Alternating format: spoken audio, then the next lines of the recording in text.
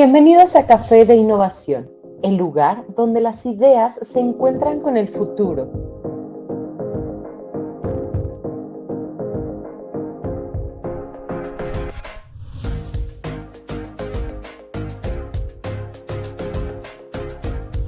Durante esta hora exploraremos las últimas tendencias y conectaremos con líderes creativos que están transformando el mundo. Pero la innovación no se queda aquí. Síguenos en redes sociales, visita nuestra web, suscríbete en YouTube y únete a nuestro grupo de WhatsApp. Juntos continuaremos creciendo mediante la innovación.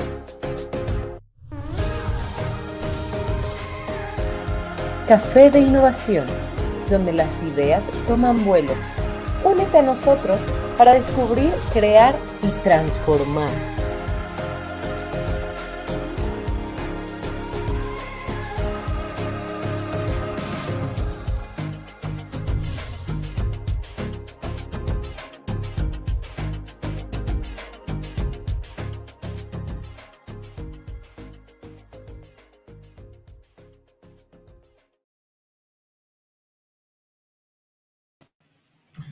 ¿Qué tal? Muy buenas tardes, bienvenidos a una emisión más de este Café de Innovación. Hoy vamos a platicar con Raúl Monroy. Él es un experto en temas de inteligencia artificial, sin lugar a dudas estar reconocido como uno de los expertos más expertos en América Latina del tema. Y pues bueno, antes de arrancar aquí en el programa estaba echando una platicada con él y siempre es muy satisfactorio y muy reconfortante platicar con alguien que tiene tanto conocimiento en estos temas. Y pues bueno, en un momento vamos a profundizar en esto de los AutoML en acción. Realmente les va a dar una visión que probablemente muchos de ustedes nunca se hubieran imaginado que era algo que podía haber existido. Yo soy Ricardo Bolaño, soy su Innovation Host. Llevamos ya 5 años haciendo estos programas. Soy experto en inteligencia artificial aplicada en negocios. Estoy en el grupo de expertos de la OSD para gobernanza de la inteligencia artificial y estoy en la Alianza Nacional de Inteligencia Artificial. Participo en el Comité Técnico de Innovación Nacional e Internacional de la ISO para las normas de gestión de la innovación. Y déjenme continuar por acá. La próxima semana nos va a acompañar Elena Estavillo. Elena Estavillo es una experta en todos los temas de inteligencia artificial responsable. Ella es directora y fundadora del Centro I y nos va a platicar acerca de todos estos temas de ética, cómo la ética debe de ser algo pues básico en el tema relacionado con precisamente la inteligencia artificial. La siguiente semana nos va a acompañar Diana Carolina Mora, ella es una experta en innovación, nos va a hablar de las culturas Flow, que es un código que la inteligencia artificial no puede replicar. Y últimamente se ha hablado mucho acerca de la inteligencia artificial, que prácticamente puede hacer todo lo que sabemos, lo que no sabemos, lo que no sabíamos, y la realidad es que de repente le estamos dando más atribuciones que las que realmente puede tener y el alcance que puede tener. Y el jueves 11 de septiembre nos va a acompañar Belén Suárez. Ella es economista, experta en innovación. Nos va a platicar de blockchain y la nueva era de protección usando precisamente blockchain. Ella es toda una personalidad en Europa. Ella está en España, es el convenor de toda la parte de ISO. Ya platicaremos en su momento que nos acompañe. Y pues bueno, vamos con Raúl. Ahora sí, Raúl, bienvenido, ¿cómo estás? Muchas gracias por acompañarnos. No, muchísimas gracias, sobre todo por la introducción, las flores y demás. No, hombre, encantado, se me olvidó, bueno, no se me olvidó, digo, omití decir también que tuve la oportunidad de que Raúl me diera clases hace como 1 año y medio más o menos, cuando yo estaba en la carrera. No, 1985, 86 debe haber sido por ahí, que tuve la oportunidad de que Raúl me diera clases, una bonita experiencia, un bonito recuerdo. Y bueno, unos cuantos décadas después resulta que Raúl es el experto referente de inteligencia artificial en México, fue presidente de, recuérdame el nombre de la Sociedad Mexicana de Inteligencia Artificial. Sociedad Mexicana de Inteligencia Artificial. Sin temor a equivocarme, Raúl, es la única organización, es el único organismo que agrupa la parte teórica, la parte dura de inteligencia artificial. Hay otros por ahí que están, la Alianza Nacional de Inteligencia Artificial, vemos políticas públicas, vemos discursos, pero los únicos que se meten a las tripas de la inteligencia artificial son el SMIA, la Sociedad Mexicana de Inteligencia Artificial. Y bueno, Raúl fue presidente hace 3 años. No, ya fue eso del 2010 al 2012, si no me recuerdo. Mira, fíjate, hace casi 14 años, pero bueno. Oye, Raúl, pues bienvenido, me da muchísimo gusto que estés aquí. Muchas Cuéntanos gracias. Un poquito de tu carrera, cómo llegas a estos temas de inteligencia artificial y ahorita nos cuentas de esto, AutoML, qué es, cómo funciona y todo. Cuéntanos un poquito de ti primero. Sí, bueno, yo soy egresado de la Universidad Autónoma Metropolitana de la Unidad de Iztapalapa. Bueno, pues en algún momento decidí que mi vocación era ser profesor, y lo que ello conlleva. Estuve buscando diferentes opciones. Mi formación es en ingeniería electrónica, entonces en su momento busqué estar en el departamento de ingeniería eléctrica en la UAM Iztapalapa precisamente, pero me dijeron que la condición era estudiar una maestría en computación, así que dije, bueno, yo no lo quiero, mejor me voy a otro lugar. Y mi supervisor de tesina, a quien conociste, Manuel Moya, me invitó a dar clases en el TEC de Monterrey y terminé en el departamento de computación del TEC de Monterrey. Las vueltas que da la vida. Ahí, para continuar pues con mi carrera de profesor, era necesario tener una maestría, y fue que en esa maestría que impartía el TEC de Monterrey para alumnos, incluyendo profesores mismos del sistema, pues me tropecé con esto de inteligencia artificial, particularmente la computacional. Me llamó muchísimo la atención, me empecé a enterar de qué es lo que ocurría en inteligencia artificial en México. Curiosamente, la Sociedad Científica en Inteligencia Artificial, la SMIA, como mencionabas, se funda por allá del 86. En el 87 se formaliza legalmente, y si lo comparas con la Sociedad Mexicana de Ciencia de la Computación, esta surge hasta 1999.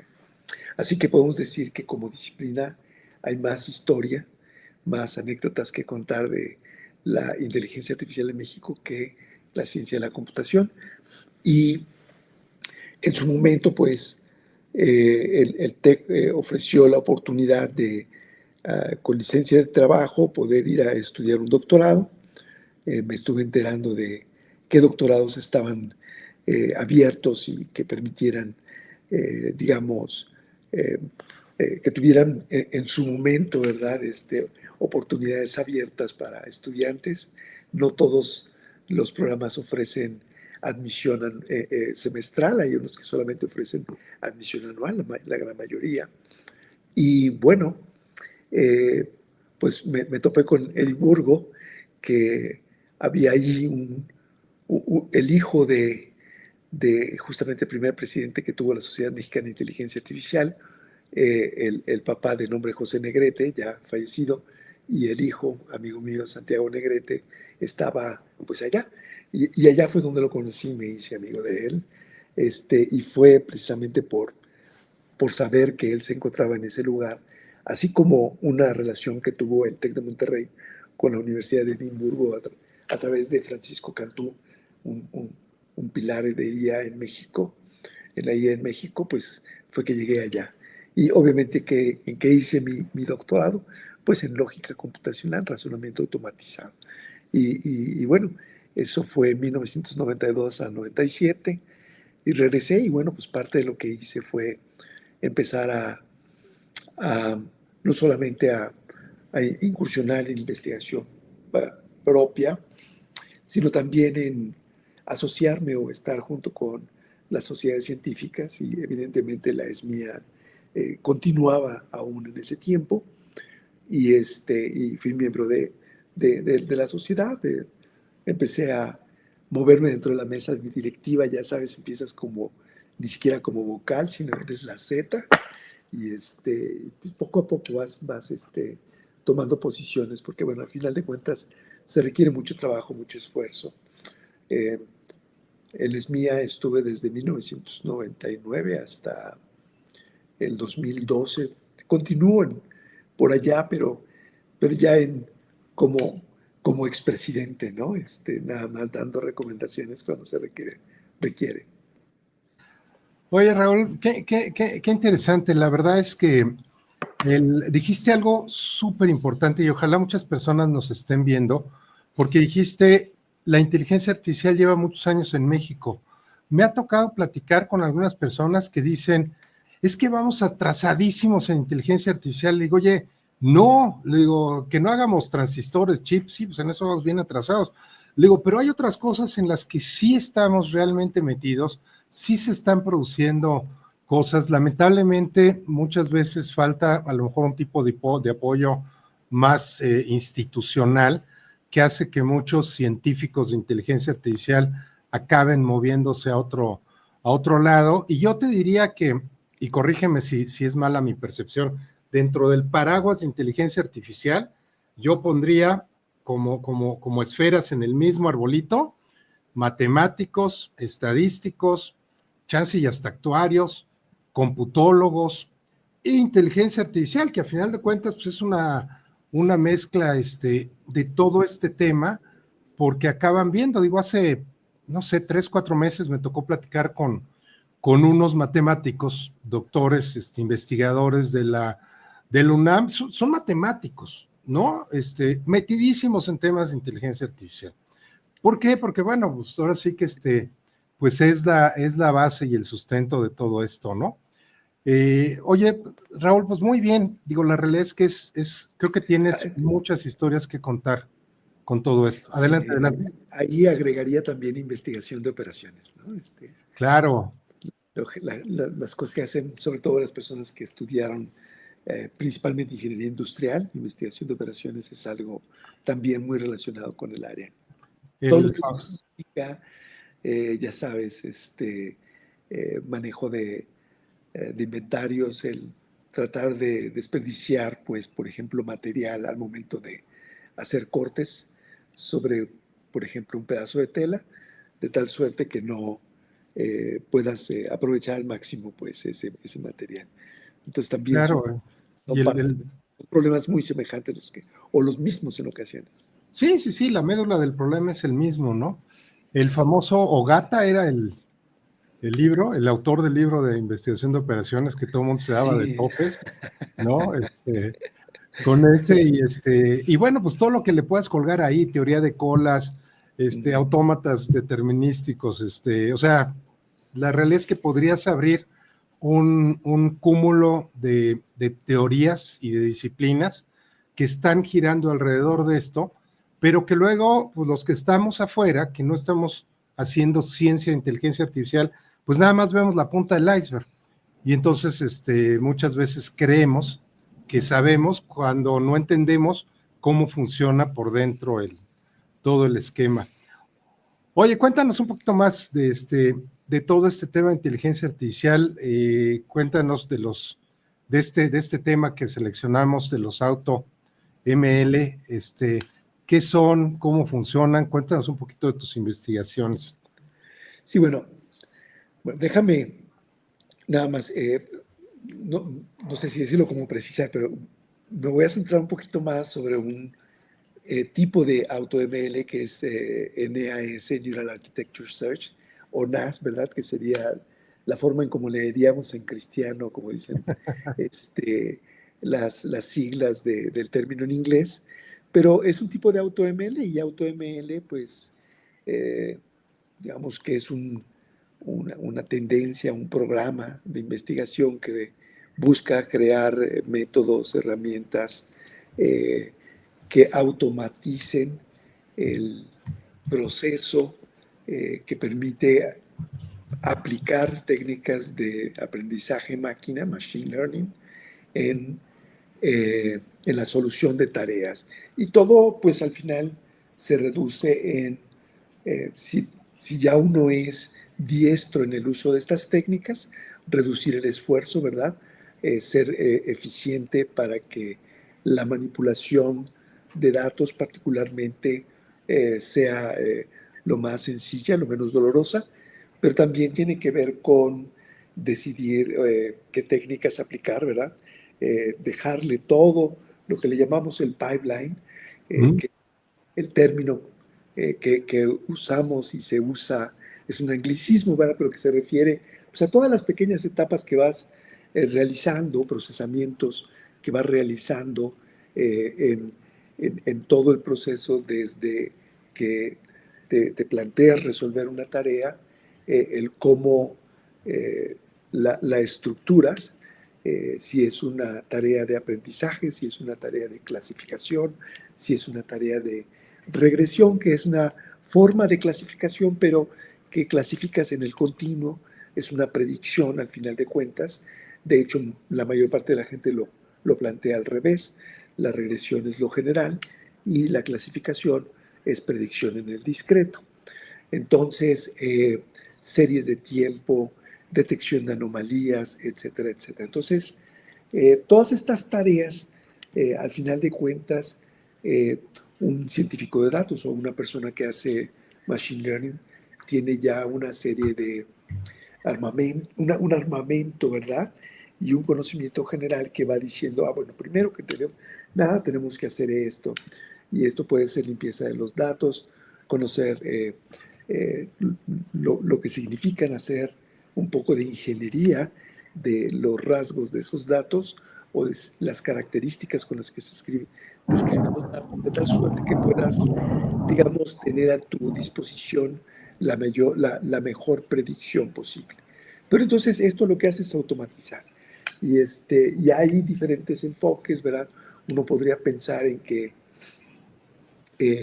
la idea también es reducir el conocimiento que se requiere para hacer esto, e incluso pues el sueño es de algunas personas, por ejemplo, es tú cargas una tabla de datos y automáticamente el sistema debe entender la naturaleza de los mismos, poder encontrar correlación entre ciertas variables o características, atributos. Usamos estos diferentes términos para decir lo mismo, pero si lo pensamos en una tabla, las columnas son estas variables, estos atributos, y de pronto queremos conocer información de toda esa tabla, conocer correlaciones, etc. Y uno puede imaginarse que de pronto pues, la persona entiende que lo que quiere hacer es una clasificación, y la clasificación en ciertos problemas que, por ejemplo, se llaman de aprendizaje supervisado, se conoce para ciertos datos. Y entonces puedes indicar, pues, mira, este es el objetivo es predecir esta variable, o el objetivo es predecir esta variable en el continuo, que sería una regresión. Y entonces, digamos, el sistema empieza a hacer tratamiento y a sugerir cosas, ¿no? Hay muchos problemas o subproblemas que de pronto se pierden en toda esta marea. Por ejemplo, en el problema de clasificación, algo importante es si las clases están balanceadas. Y la mayor parte de los clasificadores tienden a sesgarse por las clases mayoritarias. Entonces, el AutoML en algunas ocasiones es incapaz de decir, espera, como tu problema es presenta desbalance de clases, te sugiero que lo ataques con clasificadores adecuados para ese tipo de datos, o bien te sugiero que lo ataques haciendo transformaciones externas, que básicamente significa balancear artificialmente los datos. Obviamente, cada enfoque tiene sus pros y sus contras. Para mí, modificar artificialmente los datos, ya sea reduciendo el tamaño de la cantidad de datos para que las clases estén balanceadas, o inventándote datos, balancear las clases, son enfoques que no son de mis favoritos, y demás, ¿no? De hecho, algunas herramientas, hay herramientas muy completas. Yo no soy un usuario asiduo de esas herramientas.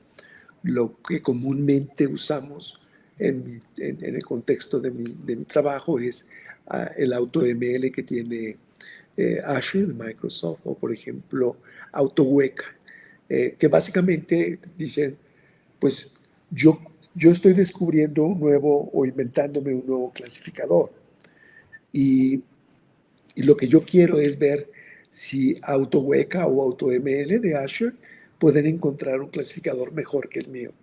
Entonces, si no lo pueden encontrar, entonces yo puedo decir, le gano.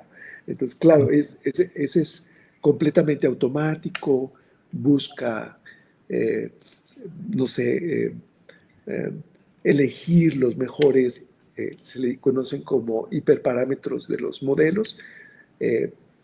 Por ejemplo, en un caso muy, muy sencillo sería la tasa de aprendizaje, el número de árboles en un bosque de árboles de decisión, en fin, un montón de, como que, digamos, es como cuando compras un auto, ¿no? Dices, quiero que sea deportivo o no, si quiero que traiga quemacocos, si necesito llantas de cierto tipo, etcétera, etcétera, etcétera. Entonces, a todo eso le llamamos hiperparámetros, y bueno, la idea del AutoML es conocer esos hiperparámetros por ti. Y obviamente aquí en esto hay gente muy seria trabajando en este tipo de problemas, gente que confía que eventualmente vas a poder interactuar con un LLM, por ejemplo, y le quiere una aplicación que haga esto. Hay por allí una empresa que dice que ya lo tiene. Hay cuestiones también de sensacionalismo con esto. Y bueno, esa, digamos, sería en general la rama del AutoML. ¿Te encanta estar al día con las últimas tendencias e innovaciones? Entonces únete a nuestra comunidad hoy mismo. Suscríbete y activa las notificaciones dándole clic a la campanita para que no te pierdas ni un solo detalle. Estamos seguros que te encantará formar parte de nuestra comunidad de entusiastas de la innovación. Oye, fíjate, perdón, Raúl, déjame hacer un par de comentarios redondeando lo que dices. Cuando hablas de que no hay suficientes datos o que los datos están sesgados, porque no, digo, a final de cuentas los datos tienen que ver con la historia de lo que los datos es algo que ya sucedió, no es algo que quieres que pase o algo que te gustaría o algo que debería de ser. O sea, los datos son un hecho y están como están, ¿no? Entonces, cuando las personas empiezan a decir, un ejemplo que creo que casa con lo que estás comentando es los sistemas que filtran los currículums para una selección de personal. Y entonces dicen, es que ¿por qué me está mandando 7 de hombres y 3 de mujer? Es que el sistema, y aquí es donde empiezan las distorsiones, dicen, es que el sistema de inteligencia artificial no es ético. Y pues habría que empezar por ver si el sistema puede razonar qué es ética, qué no es ética, y qué es un comportamiento ético y qué no. Y lo que pasa, pues, simplemente tomó de muestra, y si históricamente esa empresa, por cada 10 personas, contrataba 7 hombres y 3 mujeres, dice, pues esa es la muestra, ¿no? Pues así me sigo. O sea, es como si fuera un molde de estos para hacer galletas, pues es el molde que le dan, pues con ese se sigue haciendo, ¿no? Claro. Como tú bien comentas, no tiene la capacidad de razonar, decir, oye, ¿y ya te fijaste que son 7 y 3? Pues no, si hay 2 géneros, no deben ser 5 y 5, o sea, no tiene esa capacidad, porque contrario a lo que muchos dicen, pues las herramientas de inteligencia artificial, las aplicaciones, no piensan. Entonces no pueden razonar, no tienen ese sentido crítico, que a lo mejor para ti, para mí sería de inmediato, ¿no? El poderlo claro, decidir, pero para una herramienta de estas que son complicadísimas, no tiene esa capacidad porque no están hechas para eso. En primera, entonces, ese tipo de cosas, quiero que empiecen a dimensionar con lo que nos está contando Raúl, lo complicado que es el llevar una ilusión a la realidad, es decir, es que debería de comportarse de manera ética. Dices, bueno, pues defíneme ética, defíneme qué es más, defíneme, ponías el ejemplo del auto. Si yo le preguntara a 100 personas que han comprado un auto, oye, dime, ¿por qué compraste ese? Yo te diría que probablemente 99 no tengan ni la menor idea de por qué lo compró. Van a decir, pues me gustó, bueno, pero ¿por qué te gustó? Pues me gustó, y si le empiezas a escarbar y lo torturas a lo mejor ya te dice, pues es que el color, es que ese auto me acuerda a mi infancia, o recuerdo a mi papá, o sea, porque pues están ahí, o sea, no tomas las decisiones, Raúl, los humanos no las tomamos así, porque se nos ocurrió.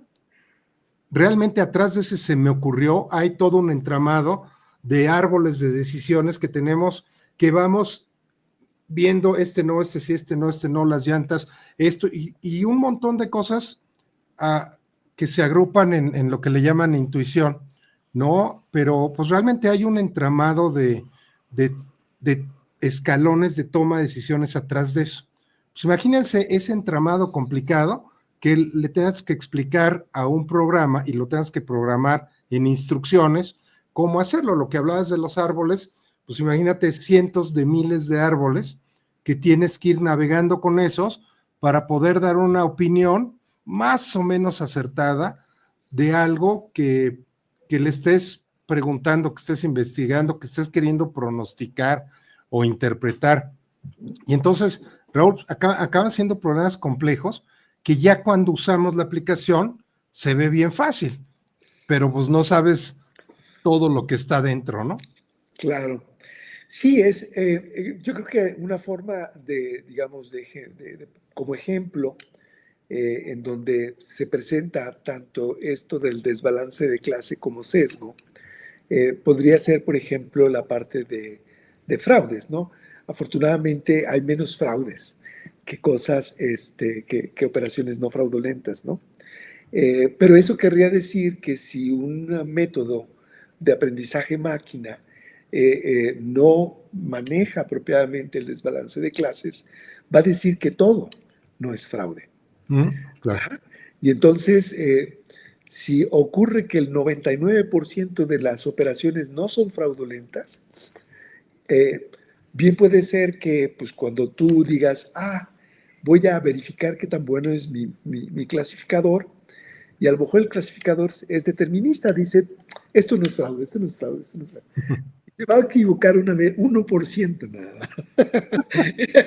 Entonces, ahí vemos donde el sesgo, ¿verdad? En este caso es el sesgo por las clases mayoritarias de algunos clasificadores que no manejan apropiadamente el desbalance de clase.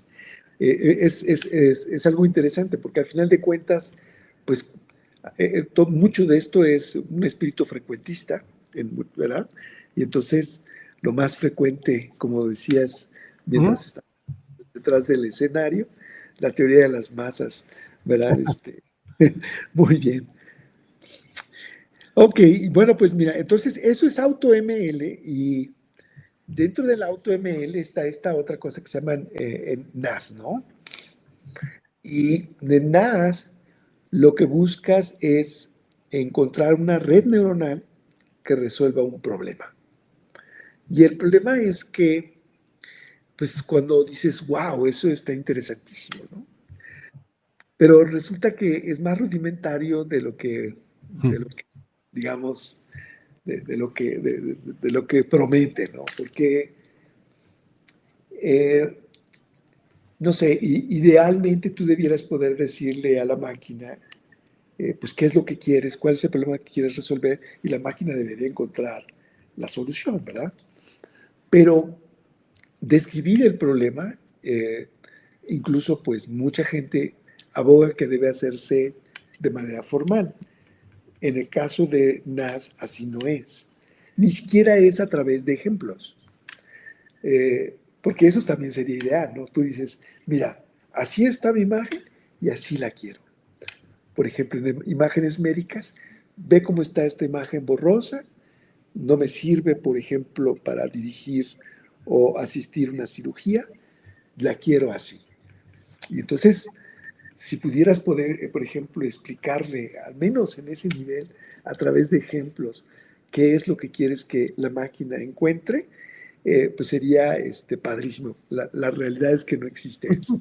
Eh, Actualmente esto de NAS, digamos, hay, digamos, tres grandes decisiones que uno debe tomar al momento de hacer un NAS.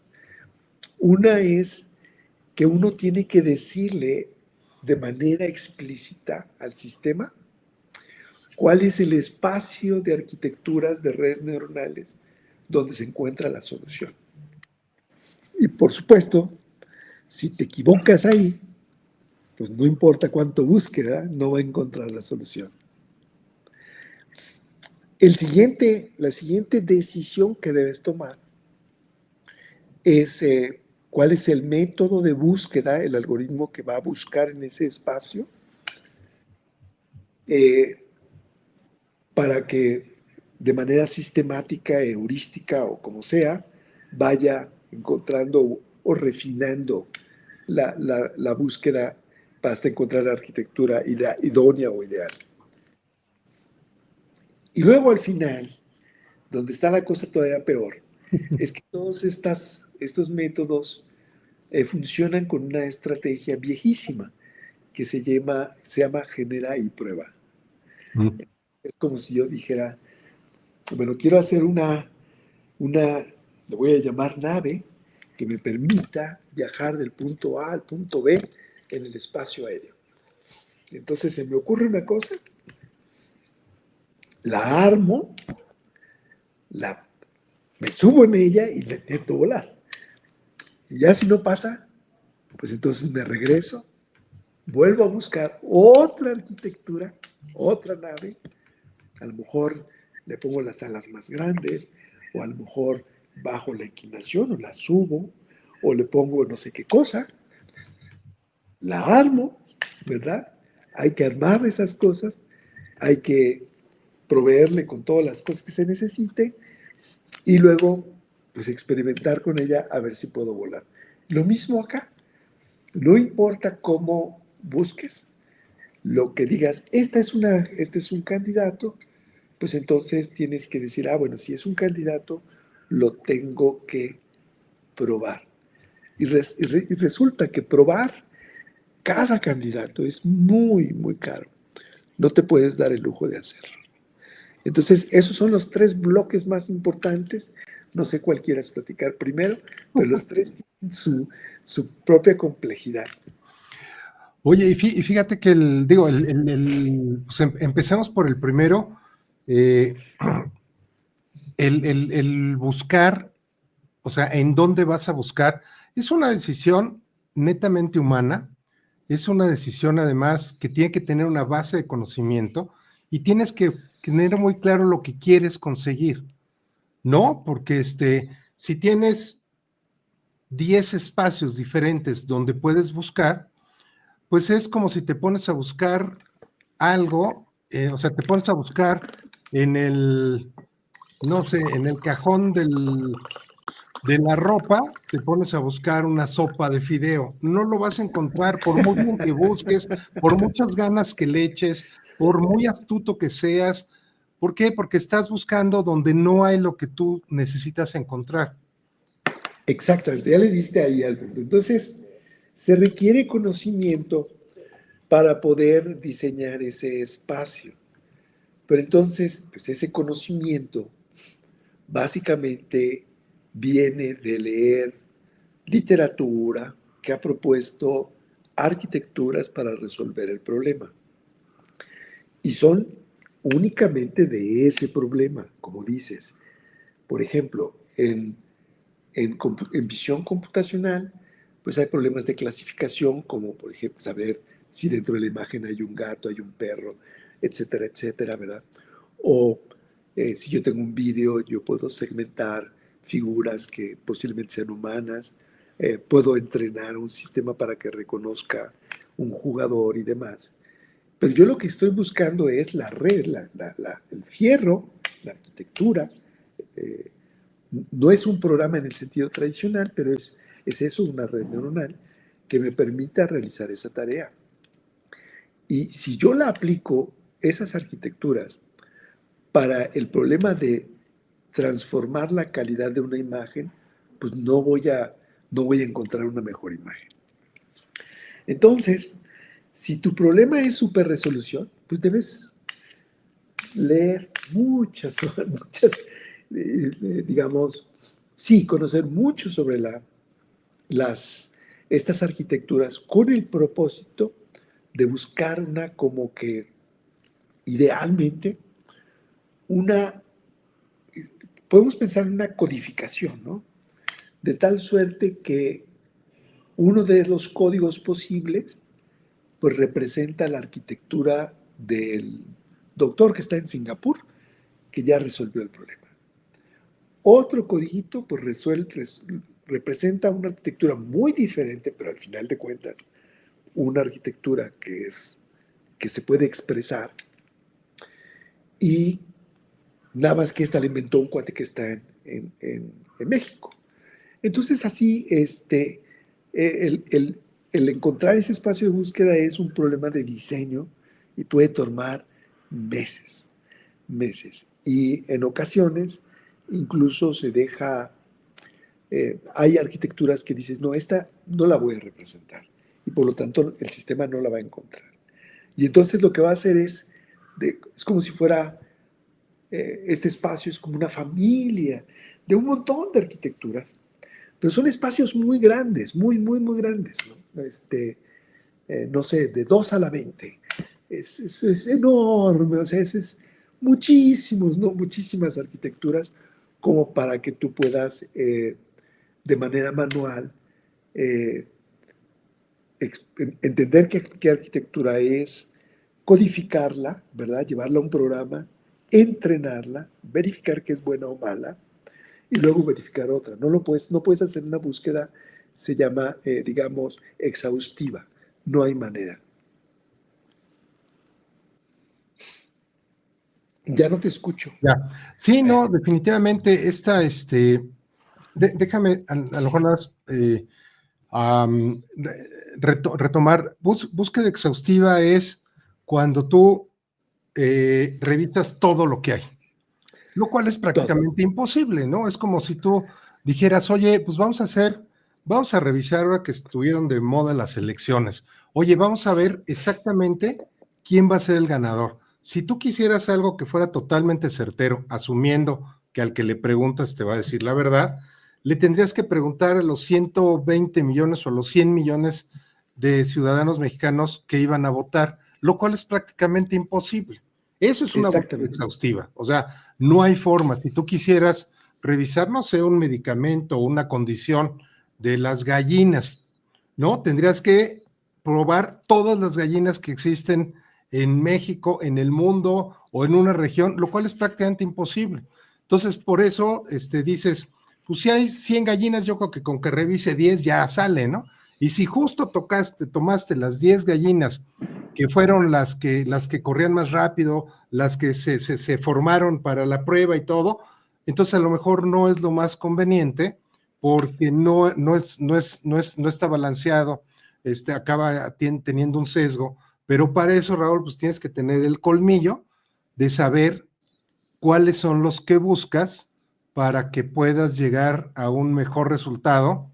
Deja ir a decir más rápido, pero ya eso es un lujo, o sea, que puedas llegar a un mejor resultado, ¿no? Porque si no puede ser que no llegues a ningún lado, ¿no? Y claro, ya no quiero tampoco meterme al decir que llegues a un resultado que no es el bueno y que luego lo publiques como si realmente fuera el bueno, o sea, podría acabar siendo algo muy grave, ¿no?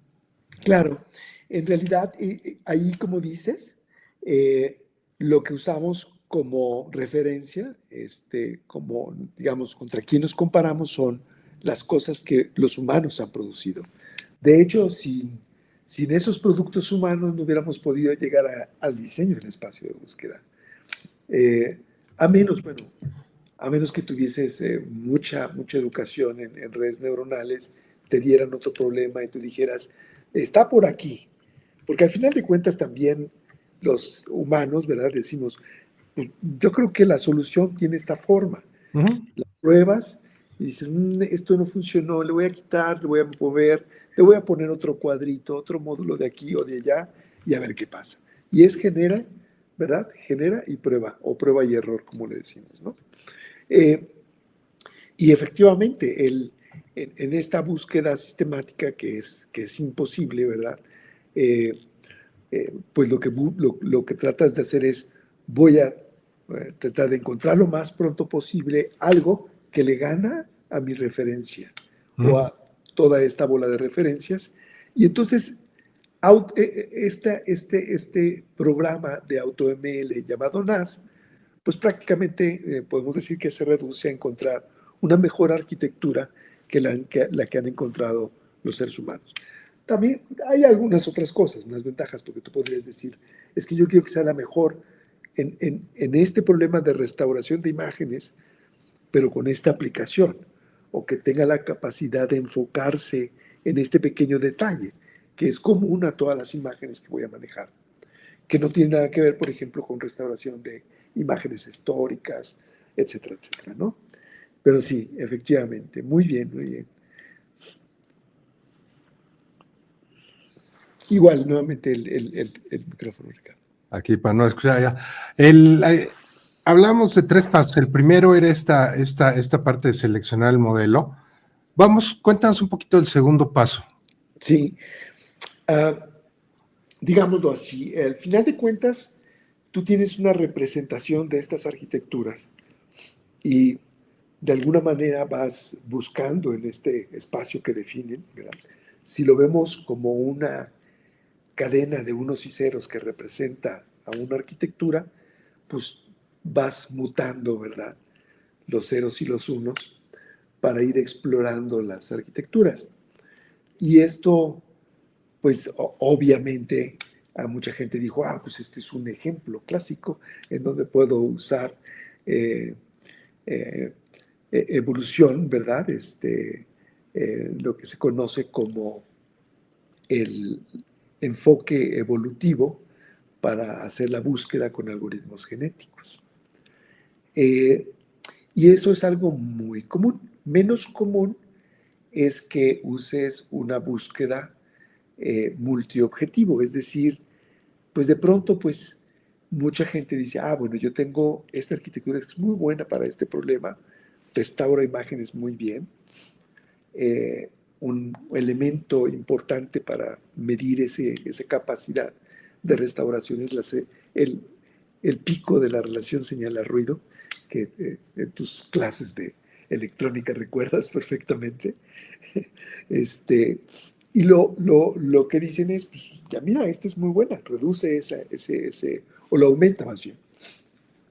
El problema es que esas redes pueden ser muy pesadas. Y si tú quieres meterlas en una cámara para videovigilancia, por ejemplo, pues no van a poder estar allí, ¿no? Entonces lo que dices es, bueno, ¿qué tal si ahora meto objetivos que están en conflicto? Que sea muy buena restaurando, pero que sea muy liviana, ¿no? Que sea algo, digamos, si lo vemos como algo físico, realmente que tenga muy pocos componentes. Y si tiene muy pocos componentes, aunque no es una relación lineal, pues yo podría decir cuánto tiempo me voy a tardar en entrenar completamente esa red. Y en ese sentido, la mayor parte de los algoritmos de búsqueda, al menos los que nosotros usamos, son estos algoritmos genéticos multiobjetivo. Y hay uno que es súper famoso, que se llama NSGA, en la versión 2 o 3, dependiendo de la que quieras usar. Pero, digamos, igual que un algoritmo genético tradicional, lo que hace es tomar la codificación de un elemento que es un candidato solución, hace operaciones inspiradas en evolución, que son eh, heredar muchos bits. Digamos, tomas un patrón y de ahí generas otro patrón y lo único que cambias, tal vez lo único que mutas es un bit. A lo mejor lo que haces es una operación de cruza que te permite recortar partes del patrón y llevarlos a diferentes lugares en el nuevo patrón. Y tú dices, creo que con estas operaciones me va a ir mejor.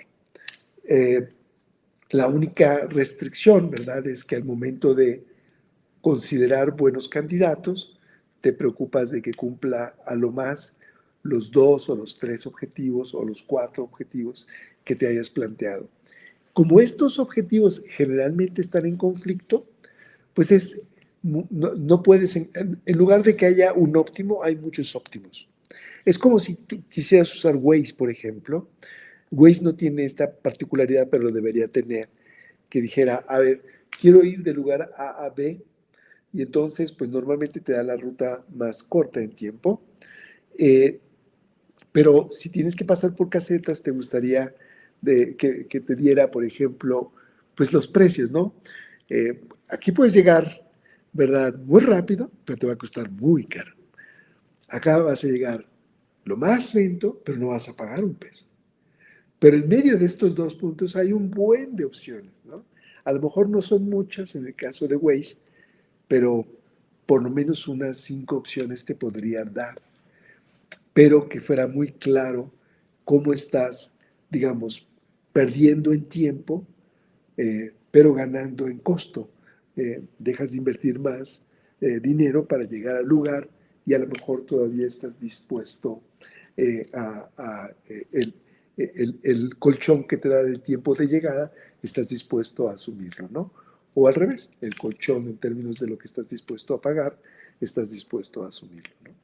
Entonces, son objetivos en conflicto. No hay manera de que llegues de un punto A a un punto B lo más rápido posible sin gastar un peso cuando hay pistas de paga.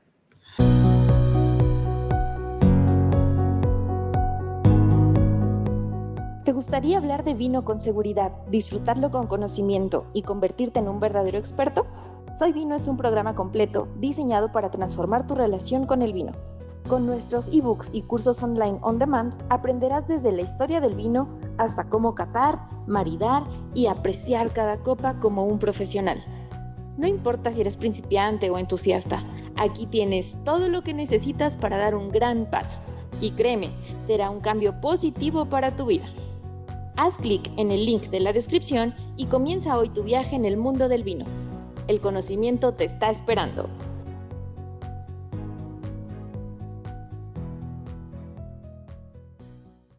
Oye, es como los que de repente en algunos de los tantos grupos ahí que estoy de WhatsApp, ahí estoy en muchos de networking, y de repente ponen, oye, quiero que me recomienden un proveedor de lo que sea, pero bueno, bonito y barato.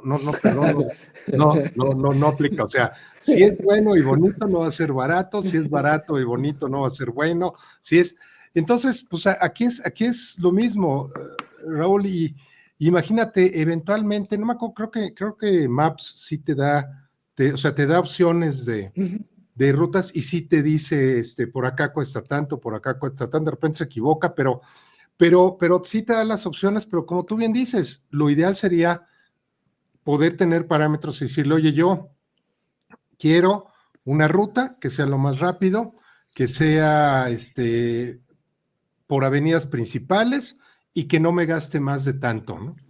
Y entonces ya pues, tendría que hacer por ahí un entramado de cómo lo encuentra, pero pues no está tan fácil, porque como bien dices, de repente son objetivos que se están encontrando y se contraponen, y es un dilema de, pues oye, me voy por acá, es decir, privilegio lo económico, privilegio el tiempo, privilegio la distancia, y pues es todo un tema, ¿no? Claro, sí. Digo, a lo mejor, sí es cierto, lo da, pero a mí me gustaría ver, a lo mejor por mi formación, me gustaría ver una gráfica en donde, imagínate que en la vertical es el tiempo y de este lado está el costo, ¿no? Y entonces, pues, el mínimo tiempo estaría seguramente en el máximo costo. No siempre es así. No siempre es así. A lo mejor, digo, idealmente sería una curva así, ¿no? En Sí. donde empiezas, te tardas poco, pero gastas mucho, te tardas mucho, pero gastas nada. Pero hay veces que incluso hay puntos en donde gana, eres un poco más rápido y sin gastar tanto dinero, o eres 5 minutos más lento, pero no pagas absolutamente, o pon tú no nada, ¿Mm? pero pagas únicamente un segmento muy pequeñito. Entonces, se vería una cosa así, en realidad, no se vería ¿Mm? tan bonito como una curva, pero que tú lo pudieras ver gráficamente y dices, pues no quiero pagar más de 100 pesos. Bueno. Pero bueno, a lo mejor ya es cuestión de la interfaz, pero sí, tienes razón, sí, sí te da información de precios, pero en ocasiones muy equivocadamente. Sí, bueno, de repente te da unas rutas que te dice, o sea, vas por la ruta y te dice, ruta alternativa, te vas por acá, por acá, por acá, y regresas al mismo, dices, perdón, esa no es una alternativa, o sea, como que lo obligaron a tenerte que dar a fuerzas alguna opción y te dio una opción que no te aporta ningún valor, ¿no? Pero Ujú. bueno, y se podrían hacer cualquier cantidad de cosas desde programarle seguridad de la calle, baches, topes, Sí. bueno, Sí, sí, sí. Sí. Puedes meterle mucha sal y mucha pimienta. Sí, sería increíble. Sí. pero cada una de estas, o sea, tú dices, ay, pues, ¿qué tan complicado es que le agregues que tú quieres irte por calles que no tienen topes? Pues digo, a lo mejor como humano está muy fácil porque pues te acuerdas, si es que tienes todavía más o menos buena memoria, te acuerdas de en qué calles hay topes y en cuáles no, pero para un sistema es bien complicado porque implica meter otro árbol de decisión en cada árbol de decisión, porque entonces dices, oye, con peaje o sin peaje, con peaje, con tope o sin tope, no, y ese con tope o sin tope tiene que replicarse en cada uno de las opciones que tenías en cada uno de los pasos. Porque tú dices, bueno, con peaje, espérame, con peaje de aquí a la esquina, y de en la esquina es otra vez con peaje o sin peaje. Oye, con tope o sin tope. Y entonces, digo, nada más traten de visualizar un trayecto de 5 o 10 kilómetros donde Mm. cada cuadra tienes que estar volviendo a tomar la decisión si te vas por la calle con peaje, sin peaje, con tope, sin tope, la más rápida, la más, acaba siendo, Raúl, algo súper complicado, ¿no? Sí, sí, sí. Sí, muchas restricciones siempre complican encontrar una solución, siempre. Sí. Sí, caray, oye, Y- Raúl, súper interesante. Yo creo que vamos a hacer otro café para terminar de platicar. Ya prácticamente estamos al cierre del programa. Cuéntanos, tú que desde adentro conoces el tema de inteligencia artificial, ¿qué recomendación le darías a los que nos están viendo el programa, ya sea en vivo, ahorita en Facebook, en LinkedIn, en YouTube, a los que estén viendo la repetición o a los que estén escuchándonos en modo podcast, que lo dejamos por ahí en nuestros canales de podcast de Café de Innovación? ¿Qué recomendación le darías a alguien que diga yo me quiero meter a las tripas, o sea, yo me quiero convertir en científico de inteligencia artificial? ¿Por dónde les recomendarías empezar? bueno, yo creo que em, primero, la inteligencia artificial tiene más de 40 ramas. De entrada, pues hay que considerar que cuando hablamos de inteligente, no, cuando decimos esto es inteligente, en realidad lo circunscribimos a alguna actividad, ¿no?, cognitiva, como puede ser planear, argumentar, inferir, eh, etcétera, ¿no? Entonces, con 40 ramas o 40 subdisciplinas es imposible decir yo quiero ser bueno en todo. No puede. Entonces, habría que definir en cuál. Y luego la otra es digamos, eh, definir claramente cuál es el nivel, digamos, al que uno quiere llegar, por así decirlo, ¿no?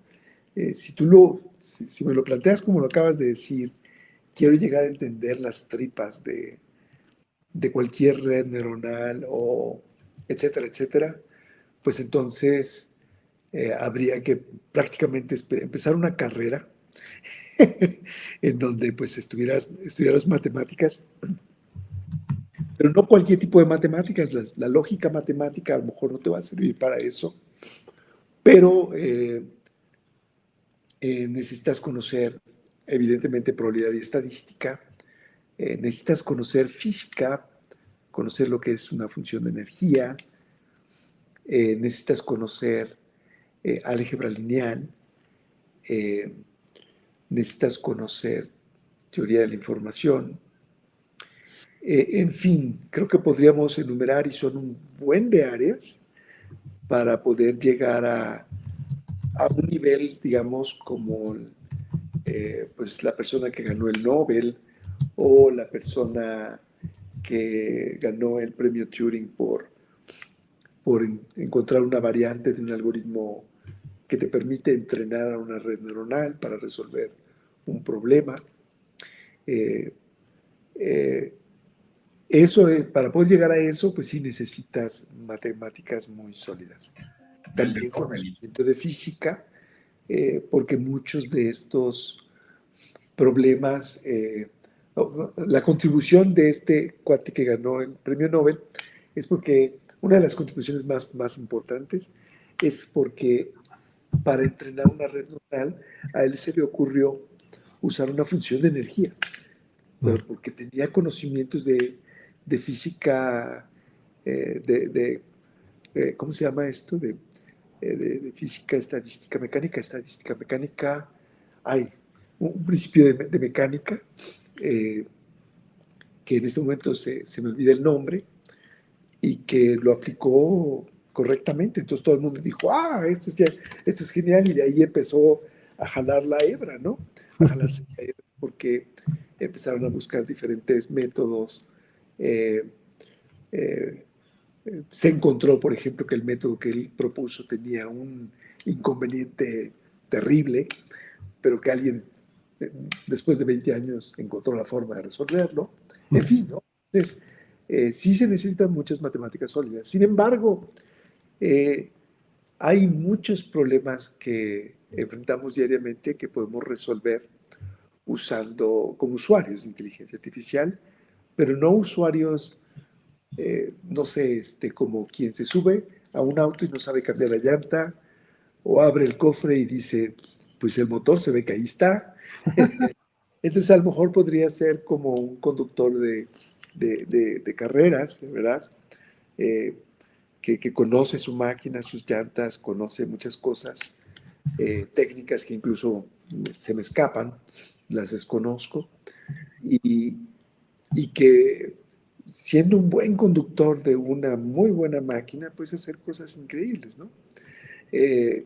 Por otro lado, si el enfoque, hablando de un contexto de negocios, es hacer que tu negocio funcione mejor, pues cómo puedes aplicar la inteligencia artificial a los procesos fundamentales y más importantes de tu modelo de negocios. Entonces,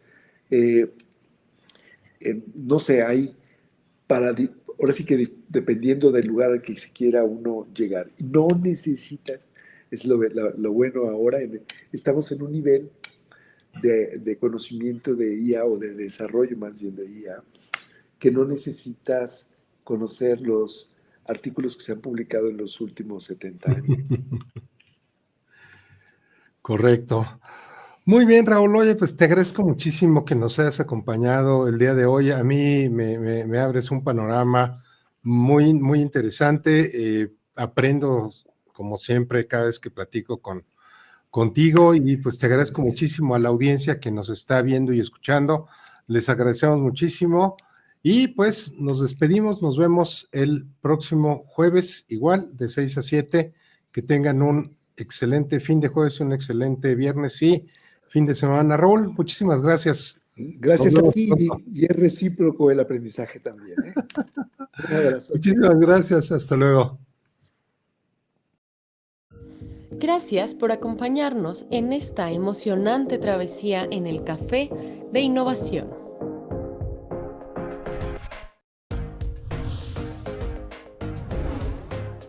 Hemos explorado, aprendido y conectado con la increíble comunidad de innovadores como tú. Pero nuestra conversación no termina aquí. Síguenos en redes sociales, visita nuestra web, mantente al tanto en YouTube y únete a nuestro grupo de WhatsApp. Juntos continuaremos la revolución de la innovación.